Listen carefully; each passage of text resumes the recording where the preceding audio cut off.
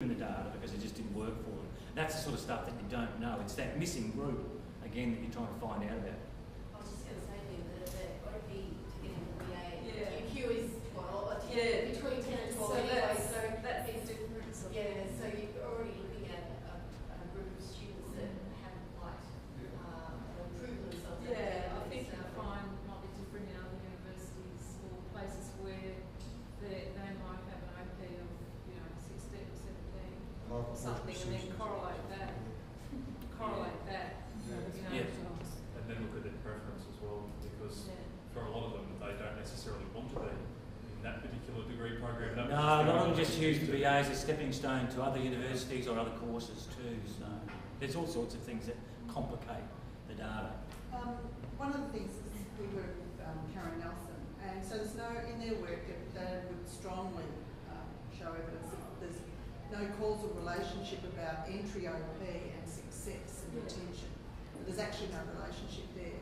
One of the things that I found interesting is in investigating courses is about looking at pathways out. So in many ways, when the students are leaving, if they are leaving, what is their GPA on exit? Because that shows whether they're academically challenged. And a lot of the time, it's not about academic challenge. It'll be about they're more likely to stay if they're first and second preference. They're more likely to stay. There's all of these other reasons going on. So it's interesting, not just on their pathway in and their retention, but who's leaving, and at what point are they leaving, and what are they leaving with. And it's really quite different. And there's supposed to be a new student number that they're working on that allows you to track them across institutions, I believe, which will help better understand that exact situation. Because it's seen as being attrition. When a student leaves UQ to go to Griffith or leaves the arts program to go to another course at UQ, and it's not attrition. That's not attrition data. That's progress. Actually, we have an agreement between Griffith, UQ and QUT to share all QTAC data. Okay. So you can actually see if they leave you and move over. Yeah. So there's actually an agreement we can share all that data. There you go. With attrition, there was in our school we were told that our attrition was too high. And when we looked at it, a number of our students, because of their about 50% of mature age with children, whatever, they'd gone part-time, but that had been seen as they lost when they'd gone. So we had to argue the case that no, they hadn't gone, they were changing their enrollment status.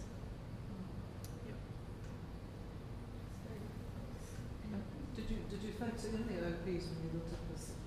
No, I haven't even considered OPs in my initial analysis here, but that's the sort of thing. Wouldn't be hard to go back and add that to my data set if it's available via the student records. It's amazingly unstable, that lot of SES data. Even if the students come in and they've got, it goes by postcode or something, and then they move and then they become, tracking them through the 3 years is quite problematic. It is actually difficult if you use the government definition. It's small zone in there. Yeah, it's the smallest zone in the postcode, and they're supposed to be also including Centrelink data now as well in calculating that classification of students. What was the dissemination? You made the decision about joining the parking, paper parking at. How did you go about the dissemination? I know you're sort of in the executive. Look, my initial plan was that I would write papers with the people and participants in the research, but then so much happened, including changing jobs and changing institutions, that kind of the connection with those participants in my research kind of got a bit lost. I've always been a really keen advocate that the participant's voice doesn't get lost in the process, and I felt sometimes it's a bit like raping and pillaging what goes on in research, and you kind of get what you want from your participants, and then that's it. They just become this anonymous synonym in your research, and that I have in my previous research tried to incorporate and use the actual voice and still identify some of the key informants in my research, but that kind of wasn't possible in this case, and there was also just real pressures of trying to get it published in an A journal, because that's all that's going to count in my institution, which is not a good reason, but it's what I'm working with. I'm going to talk on your research. I want to ask a question just on dissemination outside.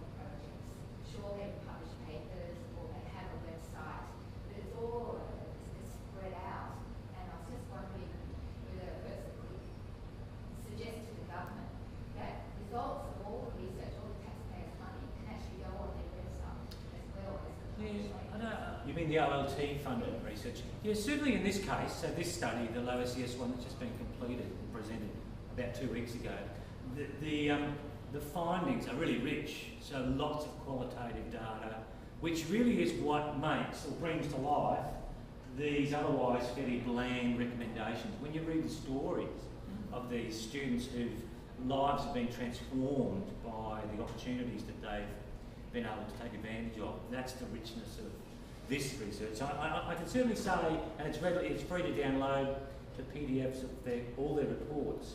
They also did reports for policymakers and leaders as well as teachers. So. But are they on the government side? Because many of when I've gone to the government side and got the reports, you actually have to go elsewhere. Well, it should be on the OLT site eventually if it's not there already, but it's certainly on their project website already. I just have a question that kind of comes up in my mind, and I don't want to be judged on this as saying one thing or the other, but in my experience in teaching universities, there are people who should never be there, who should never go to university because they're just not interested in that kind of thing, but they find themselves there for whatever reason that their parents make them go or whatever. Is that something that needs to be considered in terms of the data and the outcomes? I mean, it's great if it's transforming people's lives, that's fantastic, that's why you do it. But certainly in my experience, I've come across students who just shouldn't be in the uni. They walk out of your office and go, don't know why you're working here. Yeah, my personal reflection would be that I don't think that's necessarily the domain of, exclusive domain of low SES. No, I'm not suggesting that. It might even be more at the other end of the scale. Look, I don't know how you'd even measure that. But what investigate. What impact might that have in terms of policy, or I don't know, or the, you know, someone made the point before about dumbing down of universities. I mean, is that a problem? Is that an issue to be grappled with? Certainly, all the literature on low SES, I guess, pedagogy suggests that standards should never be lowered to accommodate students from disadvantaged backgrounds. But that our job as academics and teachers is to make sure that our teaching embraces diversity and provides opportunities for all our students to succeed. So there's a reasonably good movement called, which I've gone completely blank and we'll come back in a minute, but can't remember. But I think, no, it's not about, certainly not about dumbing down. And lots of these students, even though they might come from a low SES, non-traditional sort of background, are still highly capable. And the fact that they've got where they've got in a quite disadvantaged sort of perhaps home situation or school situation just allows a lot of them to be very successful when they it's about creating an opportunity, really, isn't it? It's not a judgment about it, and it's going the opposite way to make a judgment about who they are just because of their postcode, as I was saying. And given the opportunity that they blossom, as the data suggests, there's no difference essentially. There's no difference between low SES students and any other student in terms of. And they're also in an invisible group, so you can't easily spot who they are in your class. So some of the good quotes, if you go to, say, Marcia's website, is that some of the teachers say exactly that. You just have to teach your classes as though they've all got diversity in them, diversity of all sorts, and you need to embrace that diversity as a fantastic resource for providing a rich learning experience for all your students. See, low SES students, from my opinion, say in the Faculty of Arts, which has a really low percentage of students from low SES backgrounds compared to, say, other faculties, we need to be welcoming those students and getting them in the doors because they even out this otherwise fairly narrow private school, straight from school cohort who have probably lived quite a narrow kind of background. That sounds a bit derogatory and I'm stereotyping there, but certainly there's benefits for them to mix with a wider range of students. Two academics at USQ, DevDay4d, who's actually an engineering lecturer, and Delphine Hannigan, who's just completed her PhD, have done a really rich survey of students who are all self-identified as low SES, looking at their expectations of university and the extent to which their experience, the two things mesh, and it's extraordinarily rich. It's not published yet, but it will be. So those are like two names to bear in mind, because it actually, it kind of develops a lot of this, but in I don't know, in ways that are much more sort of, I mean, I suppose if one read the stories behind it, because these are the stories of a group, and I think there were 35 or something like that, students who, I mean, one of the things that really hit me in part of the focus group of looking at them was, you know, it's that thing of we didn't even think we could go to university. It was a surprise to us to know that we could go to university, and once we got there, it was amazing to us that we could succeed.